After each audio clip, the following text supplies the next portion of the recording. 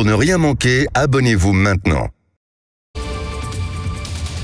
Bonjour Eric Nolot. Bonjour Benjamin, bonjour à tous. Ce matin, dans votre édito, vous cherchez vos mots. Mais oui, dans quelques années, il reviendra à un historien ou peut-être à un romancier de qualifier l'étrange et pour tout dire le très inquiétant moment politique que nous vivons au rythme d'un feuilleton dont personne ne voit la fin, la réforme des retraites. Alors il est vrai que nos meilleurs auteurs avaient uni leur talent pour concocter le plus incroyable des scénarios.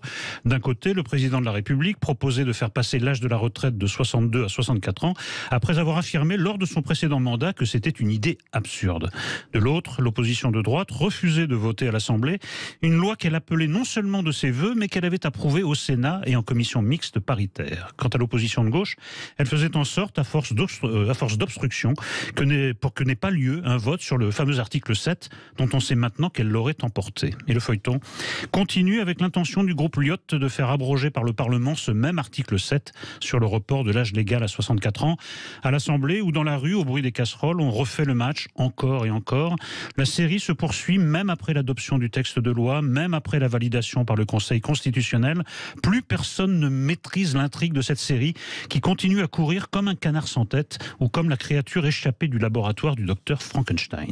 Voilà donc pour l'étrange, mais qu'en est-il de l'inquiétant ? L'inquiétant et même le très inquiétant tient à ce que tout notre pays semble à présent vivre dans une dimension parallèle. La Première ministre détaille un plan d'action comme si elle lisait son testament. Elle prend date pour l'avenir quand tout le monde a compris qu'elle appartenait déjà au passé de la Macronie.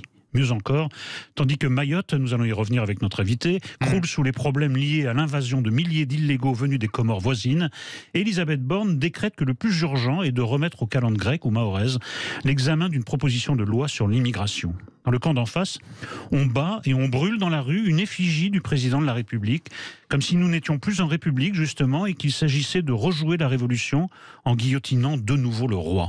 Un manifestant déclare tranquillement que le Conseil constitutionnel a enterré la démocratie française alors qu'il s'en est montré l'objectif garant. Et la frange la plus extrême des opposants a décidé de perturber à coups de casserole tous les déplacements présidentiels.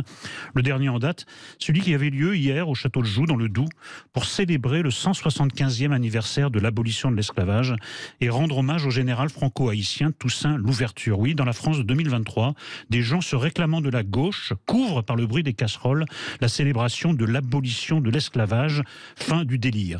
Ces activistes ont donc hurlé au déni de démocratie au moment où on célébrer une avancée décisive de cette démocratie et de ses droits de l'homme.